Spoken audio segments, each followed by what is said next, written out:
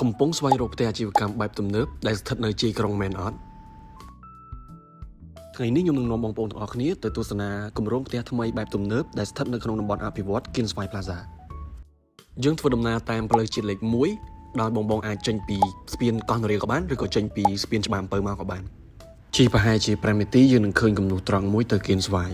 ស្ថានភាពផ្លូវងាយស្រួលធ្វើដំណើរនៅមិនកកស្ទះ15នាទីពីទីក្រុងភ្នំពេញយើងនឹងទៅដល់ស្លាកប៉ាណូផ្ទះពាណិជ្ជកម្មរបស់គម្រោង Kingsway Plaza ហើយយើងបត់ឆ្វេងបន្តិចដើម្បីចូលទៅកាន់ការិយាល័យផ្នែកលក់តែម្ដង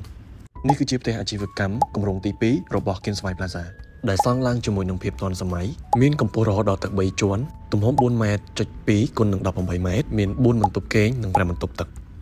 សម្រាប់ទីធ្លាចំណតរថយន្តនៅខាងមុខផ្ទះវិញគឺធំខ្លាំងមែនទែនដែលចម្ងាយចេញមកពីផ្លូវជាង20ម៉ែត្រងាយស្រួលក្នុងការបើកដំណើរការអាជីវកម្មនិងចំណតរថយន្តបច្ចុប្បន្នផ្ទះនេះគឺសង់បាន 90% អញ្ចឹងគឺជិតរួចរាល់ទាំងស្រុងហើយ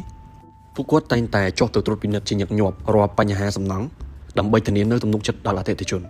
អ្វីដែលពិសេសនោះគឺខាងគម្រោងនឹងកែម៉ូដខាងក្នុងឬក៏ decor ទៅតាមតម្រូវការរបស់អតិថិជនក្នុងកំឡុងពេលសាងសង់ផ្ទះអាជីវកម្មនឹងទើបតែសង់បាន 90% ទេប៉ុន្តែឥឡូវនៅសល់តែ5 unit តែប៉ុណ្ណោះហើយ unit ដែលខ្ញុំកំពុងតែបង្ហាញនេះគឺជា unit របស់អតិថិជនដែលគាត់ផ្លាស់ប្ដូរម៉ូដទៅតាមតម្រូវការរបស់គាត់ផ្ទះអាជីវកម្ម3ជាន់នេះមិនត្រឹមតែបើកដំណើរការរកស៊ីទេគឺយើងអាចរស់នៅជាមួយក្រុមគ្រួសារក៏បានបើកដំណើរការអាជីវកម្មក៏បាន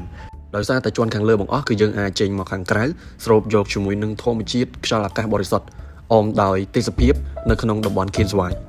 លើពីនេះនៅក្នុងខែ6ហ្នឹងគម្រោងនឹងផ្ដល់ជូន promotion ពិសេសសម្រាប់3 unit ដំបូងក្នុងតម្លៃដែលពេញចិត្តបំផុតតាក់ទងព័ត៌មានលម្អិតតាមលេខទូរស័ព្ទខាងលើនេះ